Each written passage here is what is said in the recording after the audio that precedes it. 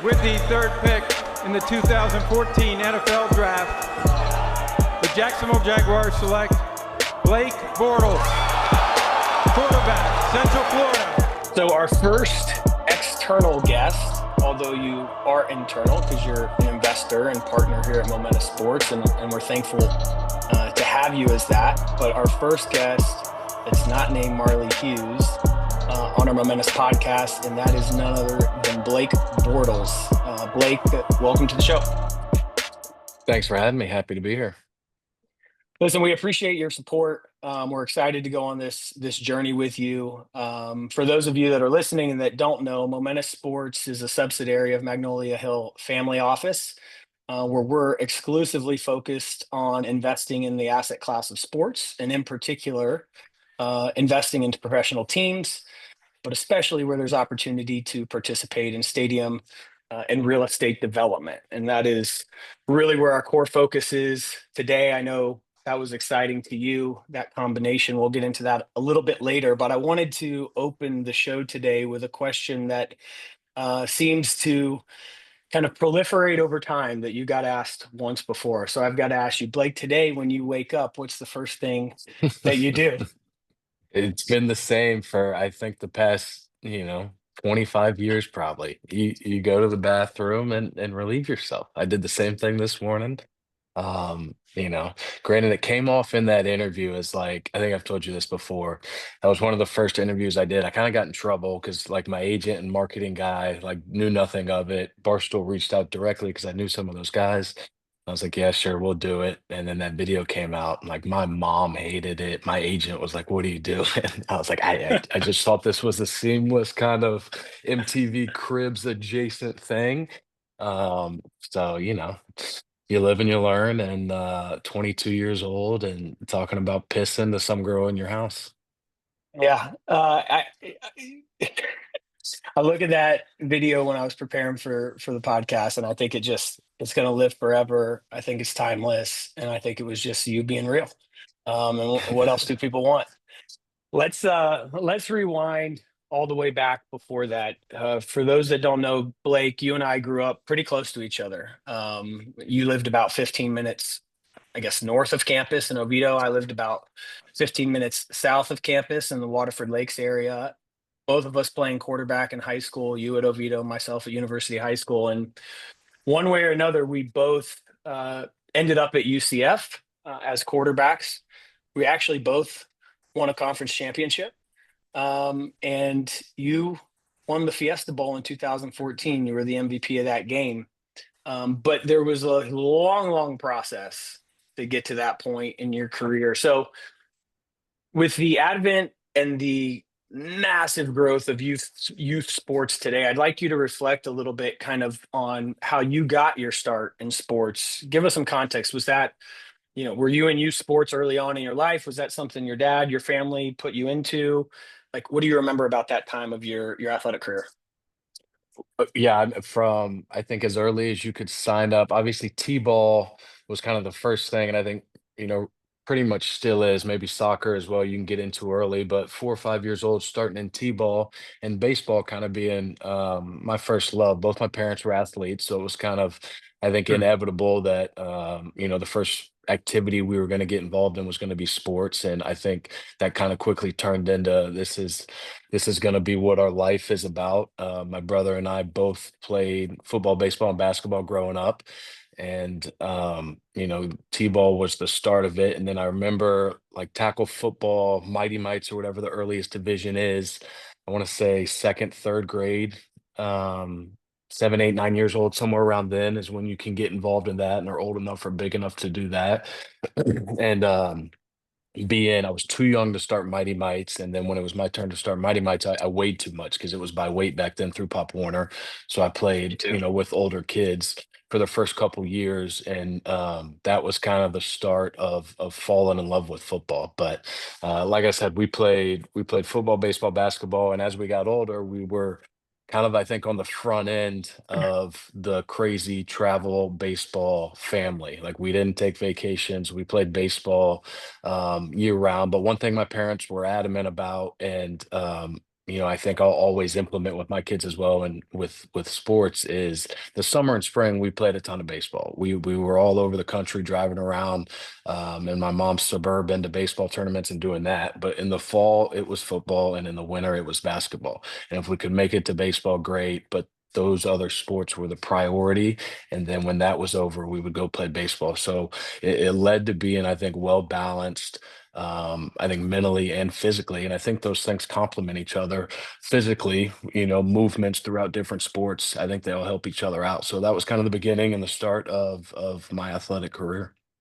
I'm all about that. You see a huge focus today with kids dialing into one sport, and with what you said about movement, I think of agility, hand-eye coordination, like multiple sports is just, I think, helps build the overall athlete. And it's funny when you said, Pop Warner was a weight thing. I can remember back to being in middle school. I was heavier, I was taller, I was barely ever making weight, even in the group above my age. And I would be out in the front yard on Saturday mornings with a trash bag on and full sweats mowing the yard so that I could Yeah. make weight. Right. Um, I don't know how healthy that was, but No, that at a just young goes to show. age, though, it taught you like a little bit of discipline. Like I remember my brother dealt with, he was a little thicker than I was, but I was always close.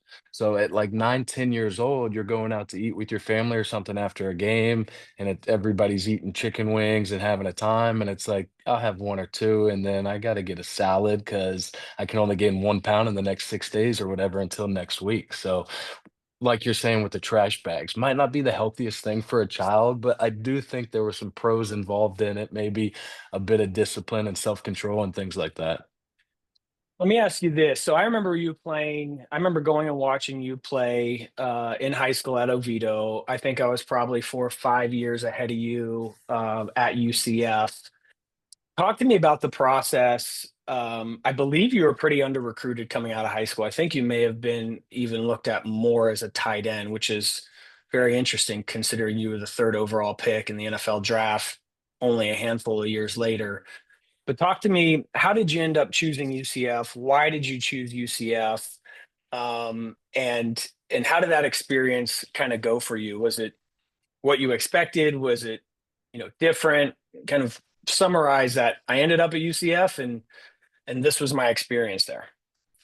Yeah, it was there wasn't like a blueprint really post high school coming out of Oviedo. Like there was a kid named Corey Hobbs that played at Oviedo. That was kind of the biggest thing to come out of Oviedo. He went to Florida as an offensive lineman, and a good friend of mine that was kind of a mentor went to Eastern Kentucky. But like outside of that, there wasn't much football players going to Division I colleges on full ride scholarships. So there wasn't a ton of people to talk to. We didn't know much about it. Um, and we also ran the wing T until my junior year of high school. So a little difficult to get recruited as a quarterback coming out of that type of system. So it changes into the spread my junior year.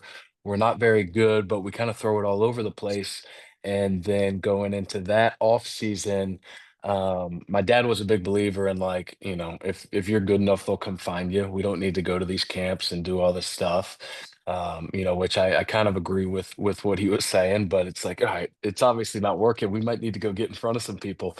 So going into my senior season, UCF offered me before my senior year, and I'm pretty sure the only reason they offered me, which I don't know if I've ever told this story before, is Tim Salem, who was the tight ends coach and special teams coordinator, I believe, as well at UCF's son was my age, and he played at Winter Springs, Landon. And I used to play in like a Mm. beer league, flag football league in high school in the off season. I would just go do that and throw. And, there was a mix of like 16, 17, 18-year-olds and then 50-year-olds out there with double knee braces. And Landon played on our team. His dad came out there one time and watched, I think, just to see what his son was doing. And I was playing in this flag football league. So we actually, which I'm sure set your limitations has passed by now, but like put me through a little workout at this field in the middle of nowhere after playing in this flag football league. And then shortly after that, UCF offered me. And then it was kind of thought once that came through that maybe more would come, because I really wanted to get out of Orlando. UCF, it wasn't my, like, I wanted to go play in the SEC. I thought that was the pinnacle of college football, and I think for a lot of kids, that grow up in the Southeast think the same way. And nothing else really came. I had a couple offers to play tight end, and UCF and Colorado State were the two options I had to play quarterback.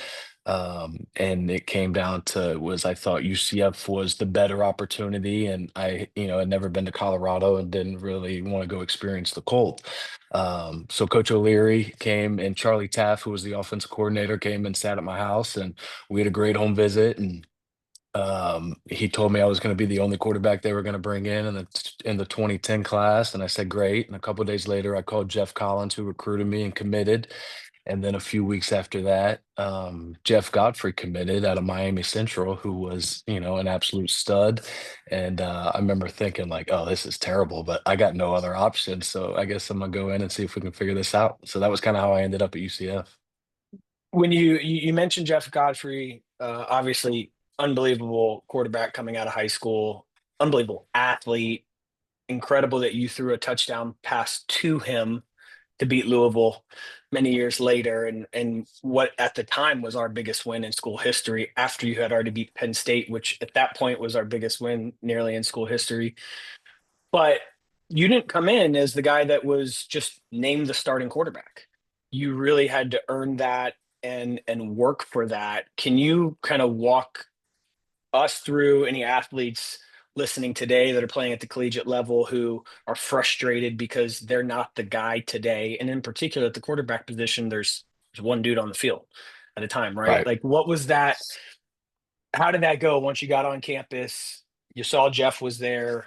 You were competing for a job. How did those next few years play out for it? Yeah, it was difficult. Everybody that goes and plays football in college is the best or one of the best on their high school team, right? So that's kind of an opportunity once you get to a college to experience a little bit of adversity for the first time. And I think when I got there, Jeff graduated early, got there in spring ball, and it was him and Rob Calabrese kind of competing for the starting job. And I showed up in late June, and I think was sixth on the depth chart. Hmm. And it was kind Wow. of like, this is like we're buried down here. So you go through that whole season, at running the scout team and learning and getting better. And Jeff goes on to beat Georgia in the Liberty Bowl and win UCF's first ever bowl game. And I think he was second team freshman All-American behind Aaron Murray, who he just beat from Georgia that year. And it was like, this is arguably the greatest season of a quarterback UCF's ever had. Like I'm gonna Sure. have to sit here for 4 years and maybe, win a job to play as a fifth year redshirt senior.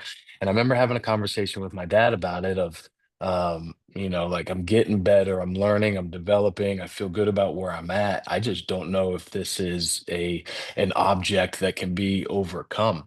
And he asked me, it was in an email. That's how long ago this was before, sending text messages was really a big thing. It was in an email. And he said, "What's your goal?" And I was like, "My goal is to play and to go to the NFL." And he just said, "Well, how are you going to do that if you can't do it at UCF?" And it was kind of like, all right. And that lit a bit of a fire. And also at that time, the landscape was different. It's you weren't transferring. If you transferred, like I looked at like what are some options. We knew somebody that coached at Texas Southern. I think you had to go down to 1AA and then kind of figure it out there.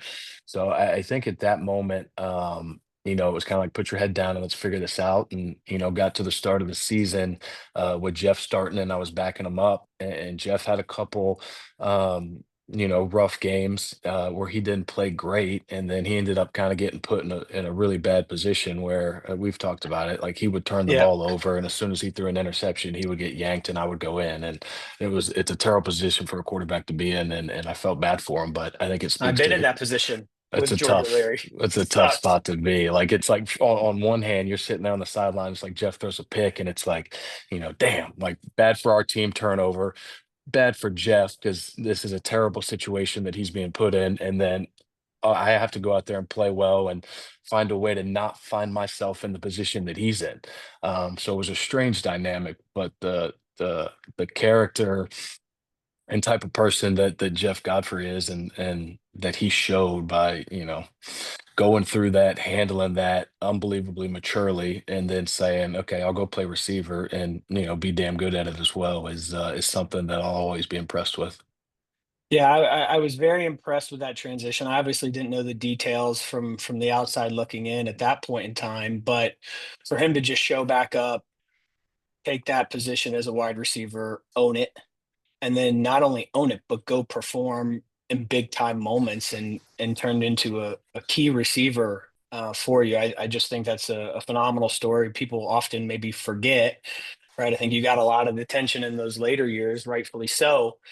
Um, and where that led was to a season like your redshirt junior year. Most people forget you could have made the choice to come back to UCF after being the AAC Player of the Year, Fiesta Bowl MVP, and you decided not to. How and why did that unfold? It was, to this day, I think, still like top three hardest decisions I've ever made. That was such a close-knit group that we had that year, and there was like 4 or 5 seniors. Me and Storm Johnson both left early. It was like Chris Martin, EJ Dunstan, and I'm sure I'm forgetting 2 or 3 more guys, but that senior class was like 5 guys. So it was like everybody's returning. We have a chance to go do this again, and do it even better. It felt as though we went, finished 12-1. It felt as though we could have a Mackenzie Milton, type year of going undefeated. But it was, you send your papers in at that time to the NFL, and there's, a committee that sends back to you whatever the projection of your draft grade would be, and we got back that I would go in the first round. And it was kind of like, the dream was to play in the NFL. Now is a good Sure. opportunity. And the year before, a similar situation had happened with Matt Barkley at SC, where he chose to go back his senior year. He got hurt and I think struggled a little bit, and ended up getting drafted in like the fourth or fifth round. So that was kind of had just happened. And it was like, if you have an opportunity to go in the first round, you kind of got to take it. So it was difficult. I talked with family about it. I talked with the agent that I ended up hiring, who I met through him signing Latavius Murray the previous year. He kind of helped guide me through it. And I finally I was like, all right, I'm going to do it. And we were having a team meeting on like a Sunday, it was a week after the Fiesta Bowl. And it was a team meeting, kind of dismissing everybody for the summer. We'll see you whenever in 2 weeks to start the summer A training program.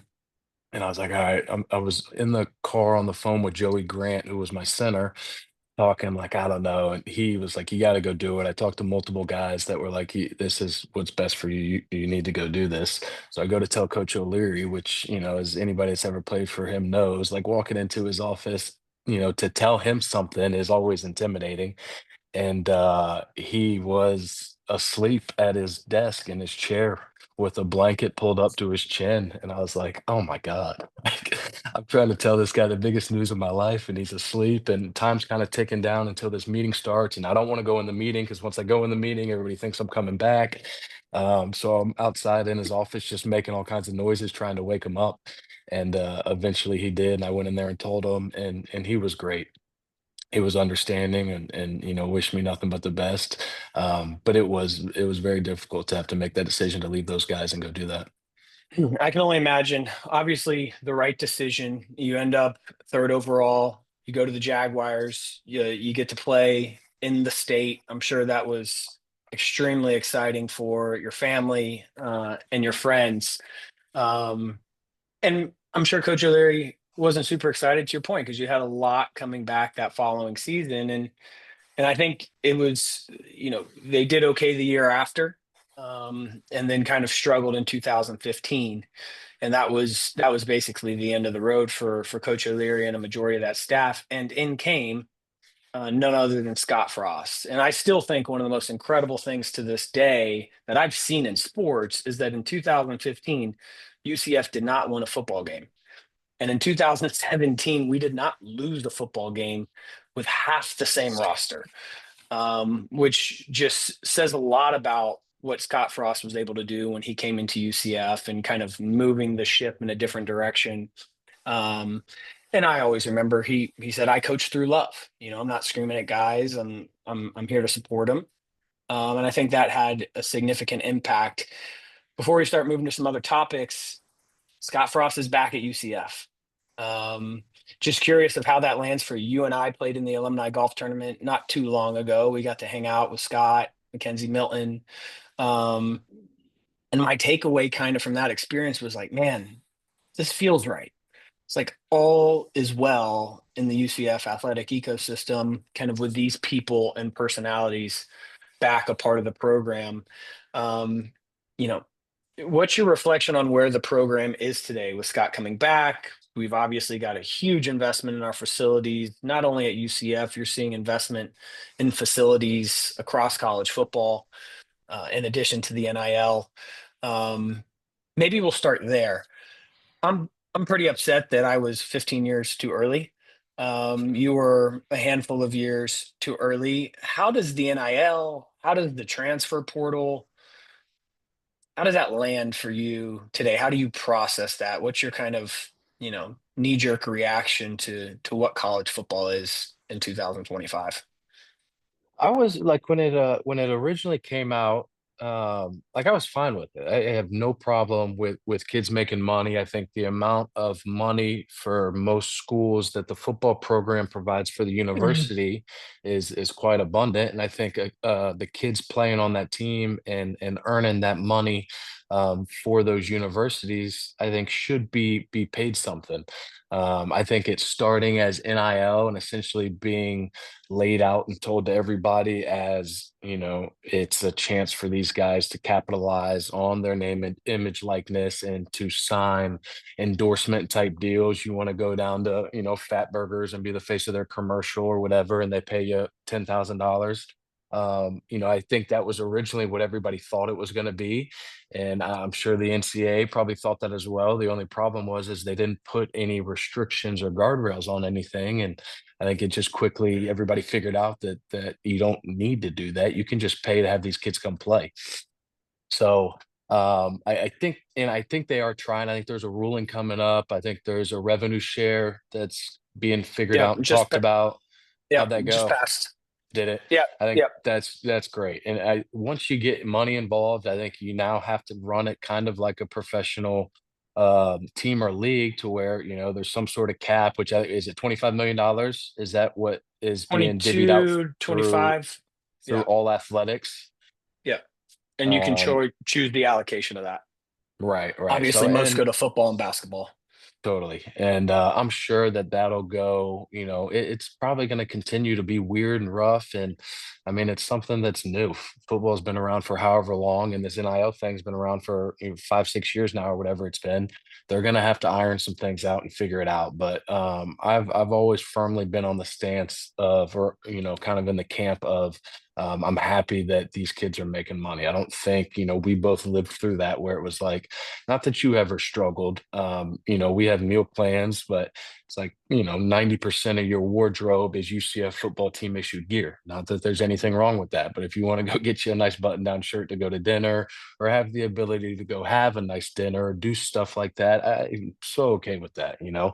Kids making 7, 8, $9 million on the, it's like, I don't know about that, but I'm happy these kids are making money and they're, making life-changing money that can help their family and friends out. So I don't know. I hope they figure it out and everybody can kind of agree and get on the same page and get it rolling. Cause I still do believe that college football is, the greatest sport in the world at the greatest level. There's not much like it. You do see a almost religious type of appeal, um, similar to what I experience here. And for those of you who don't know, I am in Berlin, Germany today. It's where I live half the time. But it's kind of the same stickiness with the fan base that you see in European soccer. Like this is a Yeah. religion or European football. And I think it's the same at the college football level. Before we wrap on UCF, just kind of your quick take. We got Mackenzie Milton, uh, you know, had an unbelievable career at UCF, then had a terrible, tragic knee injury, but he's kept plugging away, went up to Florida State. He's made his way through kind of the football analyst roles at the University of Tennessee, and he is now back in his mid 20s as our quarterback coach at UCF, which I think is incredible to play for. If he was my quarterback coach, to be able to play for a guy that did it and that did it at a very high level, um, seems phenomenal. If you're a quarterback, is there a better school in the country to go to get coached than to be at UCF with Scott Frost and Mackenzie Milton? Right. Yeah. Not only do you have McKenzie, but I mean, Scott Frost, who's the head coach, played quarterback as well at, an unbelievably high level. But yeah, I think to your point about McKenzie, I don't know why from a development side and appeal side, it doesn't take more than 5 minutes of time spent with McKenzie to, like this guy's great. He's awesome. You want to talk football, you want to talk life. I would assume he's unbelievably appealing to kids and their families when recruiting. And I think, to the point about Scott Frost is one of the biggest things. I think to be successful now in college football, like everything kind of has to revolve around being an elite recruiter. And I think Scott Frost is that. I think, to the similar traits that McKenzie has, as far as appealing to kids, as far as just being a guy's guy, someone you want to play for, somebody you want to talk to, somebody you want to win for, and do everything he asks of you. And I think McKenzie shares those same traits. As a quarterback, I know for me personally, not that you have to play the position to be a good coach or a great coach. There's, really good offensive coordinators and head coaches and quarterback coaches in the NFL and at all levels that didn't play it. But I always struggled a little bit at times when talking to guys that didn't play it because they were never in your shoes. And there was requests and things said, and it's just like, yeah, dude, that's not possible. And it's not to anybody, it's not to their fault, right? They don't know what it's like to stand there. And it's like you could have hung in there and got that ball out. And it's like, no, I was half a second away from getting decapitated. I had to do something else, So I think to have that not only with the head coach, but with McKenzie, who both did it at an extremely high level, I think is such an asset for UCF, for many reasons. I think development and understanding being, kind of the biggest two. I totally agree. I don't think there's quite anything like having a guy like him there, and he's transitioned well, kind of into that role. And as you know from your experience with friends or being in the locker room, as I know from kind of my own lived experience, that transition out of sports or out of whatever is the main thing in your life that you identify with for a long time is one of the more challenging periods of an individual and especially an athlete's life that is often overlooked. We kind of talk about it as that was my identity, etc. But after your time in the NFL, in particular with the Jags, you bounced around to a few teams to round out your career. And then you made that transition kind of yourself. Talk about how that transition has gone, the good things, the challenges, how you've tried to kind of fill that void of that pursuit of a starting job or winning a game each week, all those things we kind of look forward to, get used to, we get the dopamine rush from, and then it's like gone. How has Right. that been for you? I think it's difficult. I think it's hard to do for anybody at any level, right? Whether you play your last high school football game and then have to go find, what your identity is, or it's college, or if it's playing, in my case in the NFL for 8 years, and there's guys that play way longer than me. It's always a challenge. I think one of the things that was told to me by Joe Staley, who was a tackle in San Fran for a long time, was like, you're never gonna find something that fully replaces what it's like to go to training camp or to spend that amount of time with the same group of guys together, to run out on a field, to stand there, during the national anthem. You're not gonna replace that feeling, but there's different things that you can kind of put together that supplement whatever that is a little bit, right? Yeah. Whether, for me, like I love playing golf. I think majority of the reason why I love it is it scratches somewhat of that competitive itch. Me Sure. going and shooting 85 isn't the same as running out on a Sunday for an NFL football game, but you can get some sort of competition out. A big thing for me that has helped me, I think, transition and lessen some of those feelings that often come with retiring from a sport is my family. And we have 3 kids now. My wife, I think being able to spend time with them and turn my identity into as a professional athlete, you kind of are the business and the corporation. Everything revolves around you. You have teams of people that help you do everything that you need to do on the field, off the field, mentally, physically. And then you're no longer, in my situation as a father and a husband, I'm the low man on the totem pole. Our kids come first. I think our dog's more important than I am in our household. And it's like I've kind of turned it into like my purpose now is being a father figure, a leader, a mentor, all those things as a quarterback that you do in a locker room. How can I not do that in my household? And with my family, and set a good example for my sons and be a protector, and show my daughter what it's like to be a good man, and do all those things, treat my wife the right way, and set a good example. So that has been a major help for me in this transition, but it's difficult at times. Yeah, I didn't watch football for probably like a season and a half when I got done. There was just this like pit in my stomach of watching NFL football games. That was like part of me felt like I could still be involved, but part of me was ready to be done. So there's a lot of strange emotions involved in it, and I think everybody deals with it differently. What was the experience just in your everyday life? Was, I'm sure, in a city like Jacksonville, which is like really broad but still small, relatively big landmass. From being the guy, you go all the way to a championship game, almost won that championship game, um, in the conference. To you're still Blake, you're still in the community to some extent, but did you feel a shift in how you were treated or how you moved around, or did that kind of just keep going to today? Yeah, there's definitely like kind of like a weaning off of, can I have your picture? Can I have your autograph? I'm obviously now in the community all the time. And I think part of it is like if you wanted a picture, I think I've taken it with you. And there's not, the next generation of kids was just being born when I was playing. So talk about feeling old. There was a kid at the car wash the other day that I could have sworn was like 22. And he was like, I was 5 years old. It was like the time of my life watching you guys play in the AFC Championship game. And I was like, oh my God.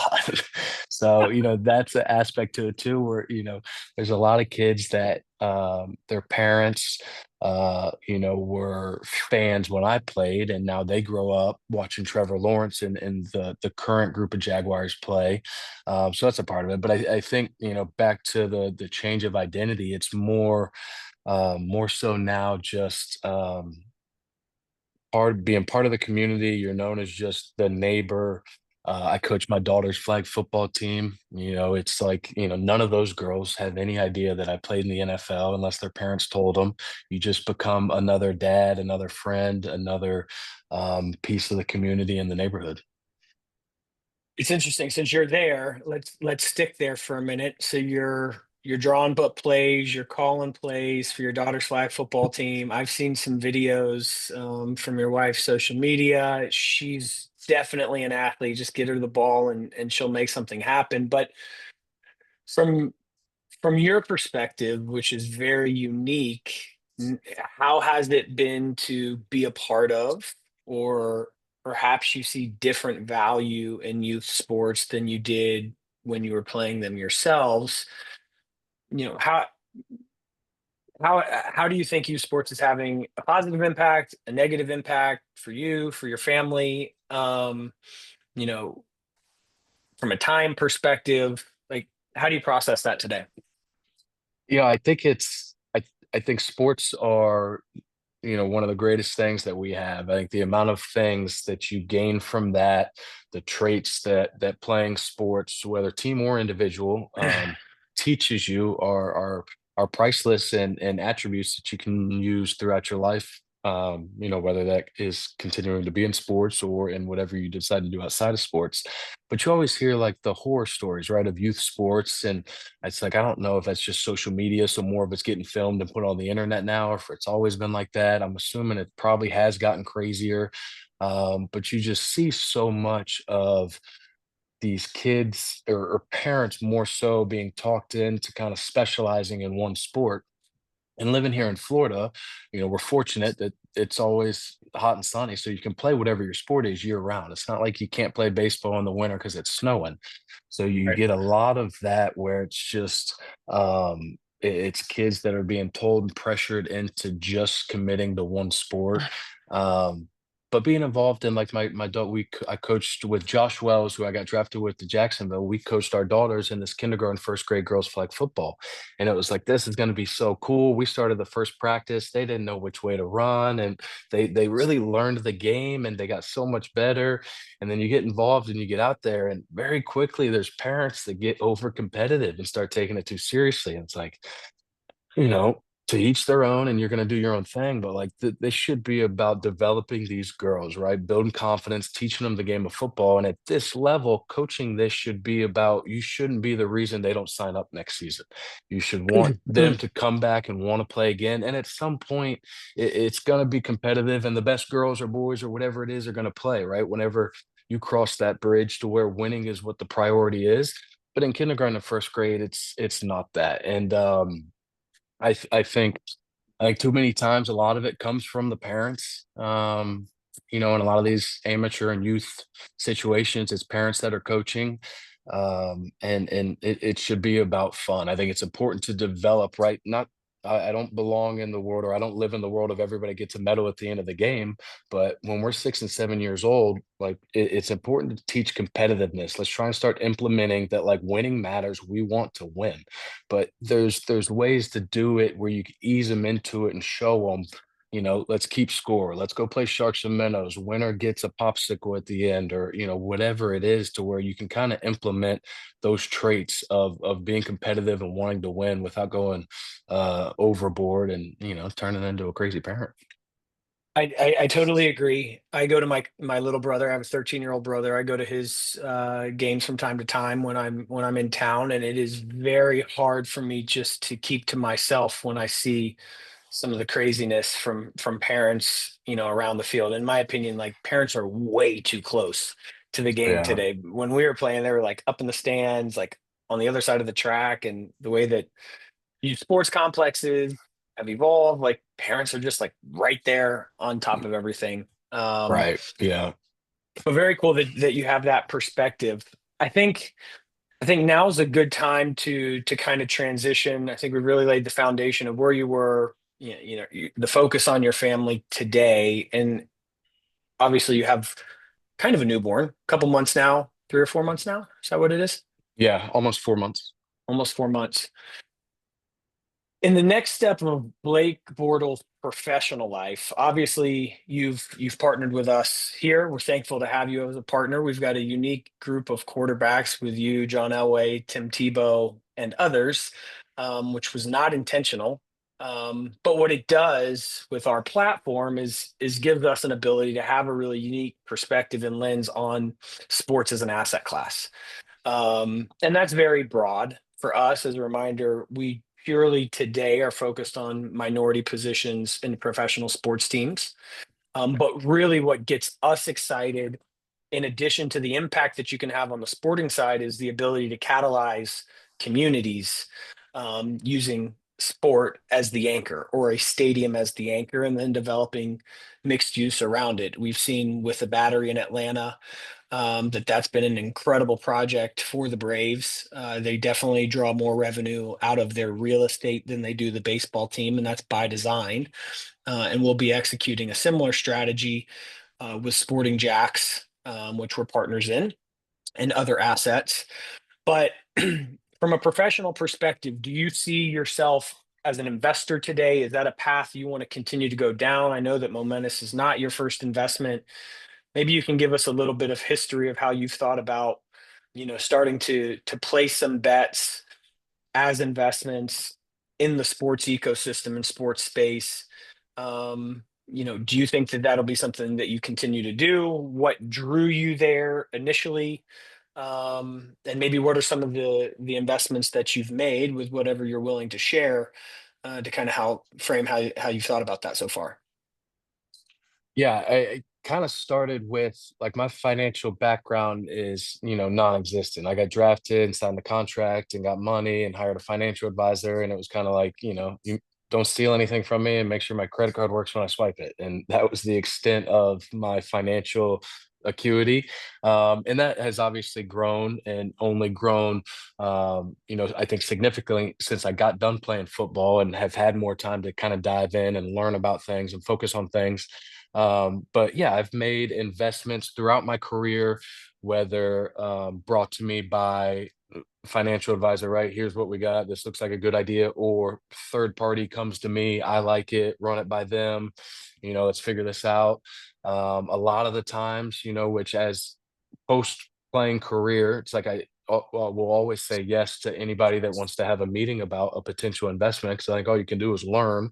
And majority of the time you end up saying no, right? I think that's how guys, can quickly go broke or you get kind of out over your skis a bit when you start investing, saying yes too many times. So it's a lot of no's.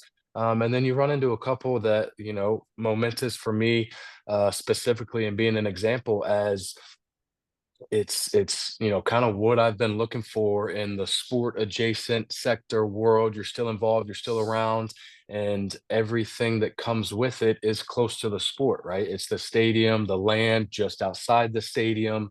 So it's all in connection. And for me, I've always kind of viewed investments as like a horse jockey situation, right? The horse is the product, the jockey's the people. And it's like, I don't know anything about horses, but I have horse people. Like my job is to co-evaluate the jockey, and is it somebody I believe in, somebody I like, somebody I want to get involved with and work with, and spending time having an existing relationship with you, and then getting to meet Marley and spending 3.5 hours with you guys a couple months back at a coffee shop was like, man, I don't know if there's two better guys to go in business with. I think they're incredible, and I think what you have here in Momentous is awesome and something that's kind of right up my alley and I've been searching for as far as staying somewhat involved and around sports. I mean, there was a point in time, I think you said that if you hadn't been a professional football player, that you may have just been like a contractor ripping cigs, That's right. Working on construction. a work in construction. So we've kind of like, there's a big construction element. There's no expectation for you to be participating that way. But what I found, and we have a lot of interest from athletes, obviously with Mr. Elway and with Tim Tebow and the others, like they're drawn to the idea of, okay, I can wake up on a Saturday in 2 years and I can have sports assets around the globe that I can follow, right? And that I'm a Right. part of. I'm an investor in, and not just football, right? Soccer, baseball, some other announcements that'll come down the road in that regard. But I think that a lot of people are drawn to the idea of, okay, I'm now back a part of something. I have real skin in the game. I may care more today about winning than maybe I did as an athlete because of the nature of the relationship or the investment. But then I also get to impact the community. I also get to be really intentional about the type of impact from the owner all the way down to the parking attendant to the person sweeping out the stadium at the end of the game and into the ecosystem of the community. I think Sporting Jacks, our women's team is about to kick off their Super League season here in August, is a great example of a platform that is built to not only succeed on the pitch but within the community. So you've got a USL championship men's team, you've got a USL Super League women's team. We've added a 12,000 athlete youth academy, which has been great, to wrap all those young kids into the ecosystem, but also to penetrate from a marketing perspective and branding perspective of an expansion team into the community. And then there'll be more announcements at a later point in time. I don't want to break anything here, but there will be stadium and mixed use real estate development around it, which really diversifies the investment approach, right? You've got the team enterprise value that you're hoping grows over time, but you're helping that grow by building the stadium and building the real estate. And it's really a 1+1 = 3 type of scenario. And I think that's what's really drawn a lot of athletes to us in particular is that dual strategy, dual return profile, heavy community impact. And I think that what it's laid out to me is that there is a significant rise from an athlete investor perspective, more than I ever anticipated. I think we have way more inbound now than we ever anticipated from both current and former players. And so I'm curious, like in the past, athletes have been seen as endorsers. Um, Today, they're transitioning into owners and investors, and I think there are a lot of advantages to that. What do you think could be an advantage to being an athlete, investing in sports, and then kind of helping lift up whatever that investment is? I know in Jacksonville, you're going to be a part of the Sporting Jacks ecosystem and other assets that we have. But how valuable do you think the athletes actually are to more than just capital, but kind of that next step of value that they can bring to the table? I think it's kind of similar to the Scott Frost, McKenzie Milton situation about coaching a quarterback, right? You've Mm. been there, you know what that's like. I can talk to you about what you're experiencing. I think it's somewhat relatable in the same sense of going from a player to an ownership group or even, front office management. You have the perspective and the experience and the knowledge of what kind of the main attraction is, right? Everything Yeah. revolves around the team that's put on the field or the ice or the court or whatever it is, and then everything is built around that: the stadium, the retail, the beverage, the residential. All that comes after the team's there. And I think to be able to have somebody that played, whether I don't know who the first one was, but like Michael Jordan is the first one that I can think of that's done it. You see Tom Brady with the Raiders, and Alex Rodriguez, I know, was just a part of a group that bought Magic the Johnson, one of the Magic early guys. Johnson. Yeah. So I think anytime, for one, personally and selfishly, like I always root for the ex players to do that, right? To whether it's ownership groups, front office management, do it and go do it well, because that'll only open up doors for more athletes to take that route and that avenue. And I'm always, as an ex player, rooting for people to do things successful and to stay involved. I think to the point of only being an endorser prior, it's like you still have that ability, right? A lot of these players build massive social media followings, massive Sure. fan bases, to where you still have a ton of reach and ability to get in front of a lot of eyeballs.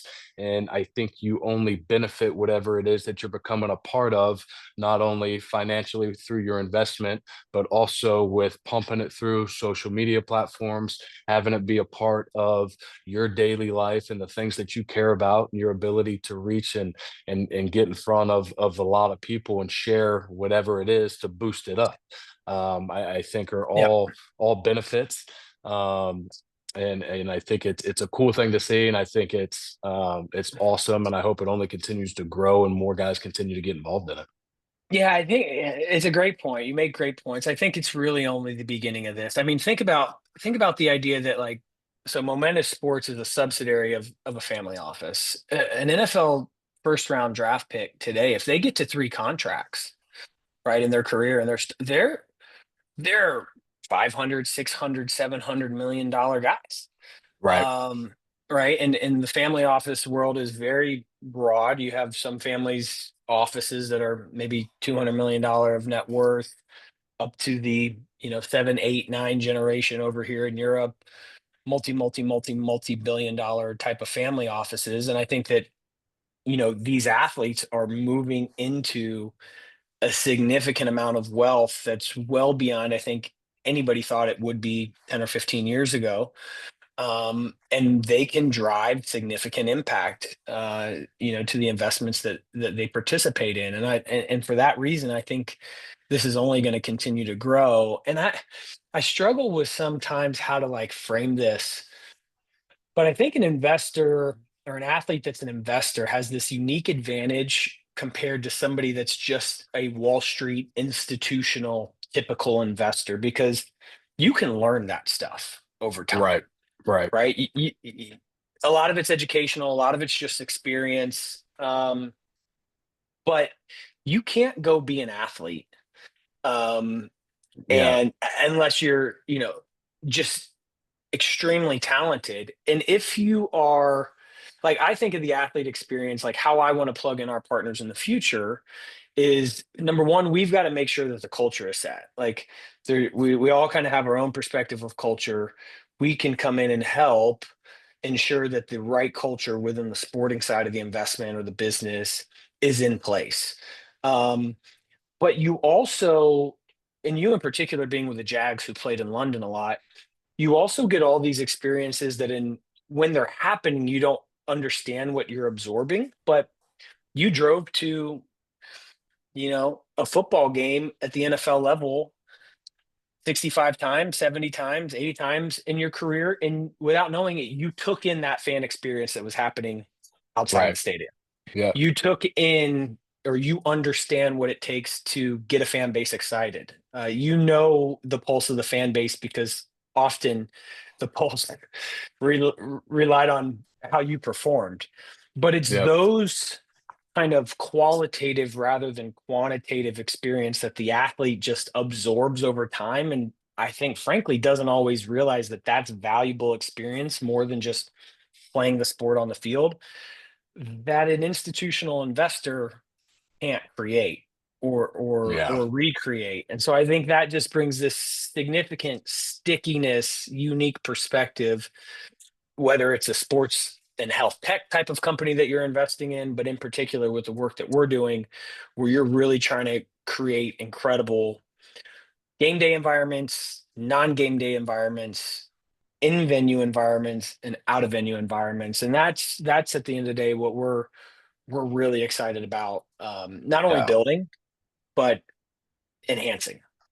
And I think too, Kyle, like all of that, and then as well as like the personal traits that the ex-athlete brings, right? The ability to Yes. overcome adversity, to problem solve, the ability to have and form a working relationship with people from all walks of life. And you don't got to love them, but we got to find a way to work together. And as a quarterback specifically, how to press the right buttons to motivate guys, to calm guys down, to fire guys up. And everybody's different. I think all those personal traits that ex-athletes in general bring, quarterbacks specifically, just because they got to work with more people on a regular basis than other positions, I think are all valuable in that world too, that as an athlete, you sometimes forget or overlook the value of that as well. I totally agree. I totally agree. Before we're nearing the end here, or close to it, but I wanted to go back and ask you to think about your time in the locker room at the NFL level. Maybe it's Jacksonville, maybe it's LA, Green Bay. Um, do you remember deal flow being circulated from one teammate to the other? Do you have any, it's not maybe story or things that stick out about, wow, that guy was really successful in this business? I I noticed it. I'm always curious how the deal flow kind of matriculates through the locker room, and then just curious if there were anybody that you looked at and said, "Man, that guy's a great business guy," or "Wow, I can't believe that guy was a partner in that business," from your time in the locker room. Yeah. Early on, no. And I'm not sure if it was necessarily because it wasn't happening or it was me being 22, 23, 24, naive and not, comprehending and understanding or paying attention to non-football related things going on in the locker room.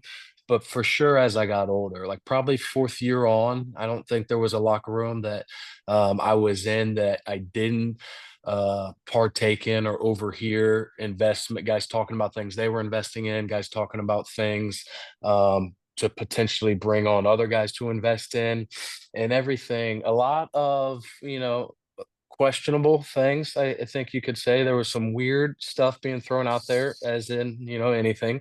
And then there was some that you hear where like, wow, that's interesting. That's really cool. Tell me more about it.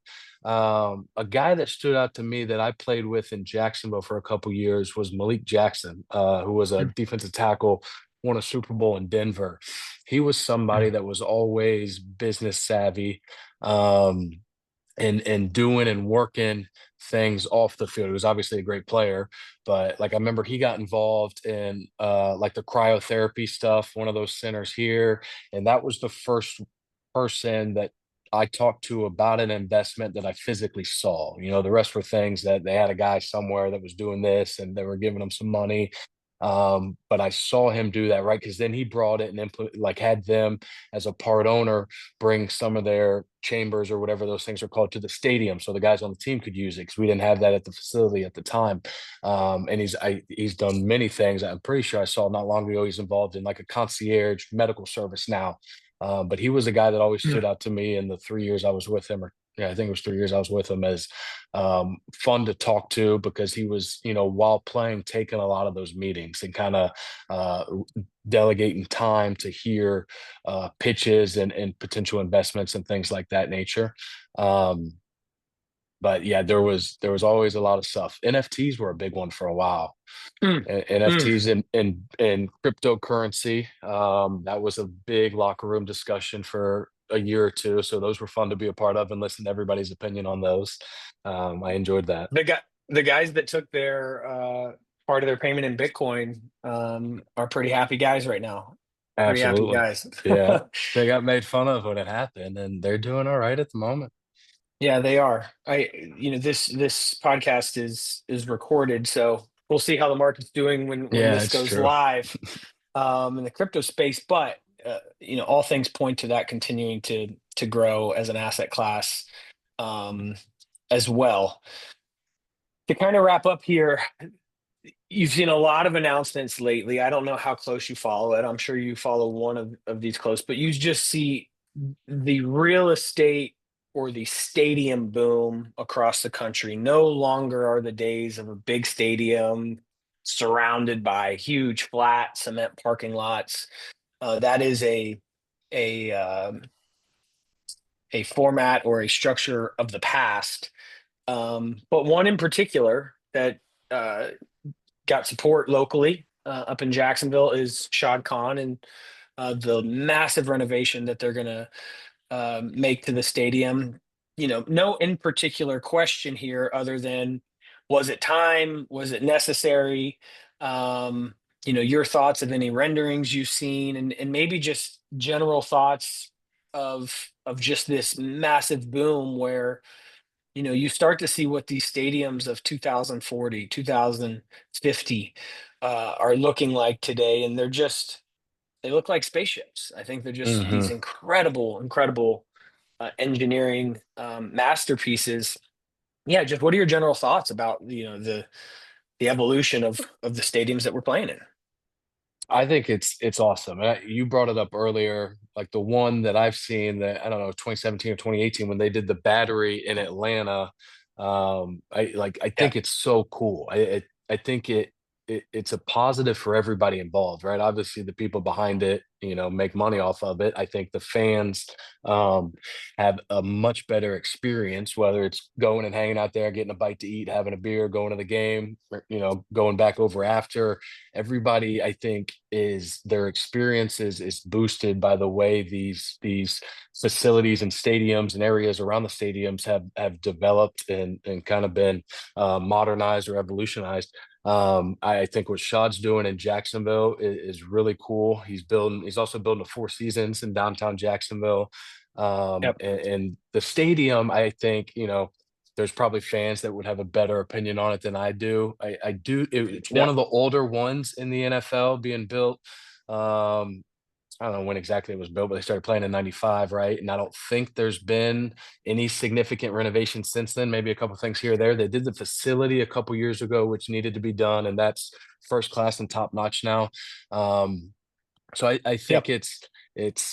I know people have different opinions on Shad Khan here in Jacksonville. I obviously love him. I think he's great. I think he's investing in the city and cares. There was a notion for a while and speculation of him moving the team to London and doing all that. It's like he's obviously not doing that. He's dumping a bunch of money into the city of Jacksonville through this hotel and other projects he has going on, through the renovation of the stadium.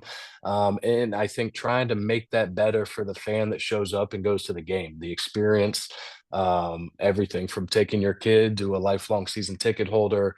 Everybody's experience should be uplifted by the money that's being put into it and what he's doing. I agree. I mean, fans at the end of the day are really, in my mind, the owners of the team. Right? They're Right. the real shareholders that you've got to be thinking about in everything that you do. And I think that the way we think about stadium design in the future is different. Like people don't want to just sit in a seat for 4 quarters or for 9 innings anymore. They want to interact. They want to stand more in a bar setting, or they want to go over here and walk with their buddies or get a different vantage point. And I think we're going to continue to see this evolution. We'll see it in our projects where the stadium is less sit down, watch, leave. And it is more network, F&B driven, kind of unique experience opportunities within the stadium. And I just think that'll continue to make what is already, the most popular media product in the United States. You see, every year NFL football is the most watched programming on TV. I think that that'll continue to skyrocket, but at the same time, people will continue to want to come to these stadiums as they, evolve in a new direction. And we're obviously excited about participating in that. We'll surely be drawing on your perspective as we get into some of these stadium design conversations, because I think they're fun. At the end of the day, for Yeah. me, what we're doing, yes, we have a fiduciary lens, we have a fiduciary responsibility. We want to create great returns for our investors, but we have a platform for impact, and we're in sports. We're investing in a child's game, and building real estate around it. And so we're really, really excited about having you on board. This is just the beginning of the journey.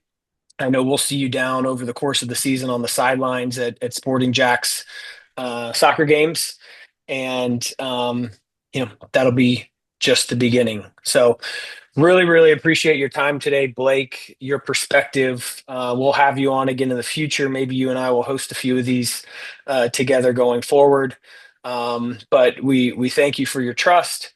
We thank you for your friendship. And we're excited to kick this podcast series off, but also launch our brand publicly and get working. So thank you for Absolutely. joining us, man. I appreciate it. I enjoyed talking to you, and couldn't be more excited to be a part of Momentous and watch it continue to grow and do awesome stuff.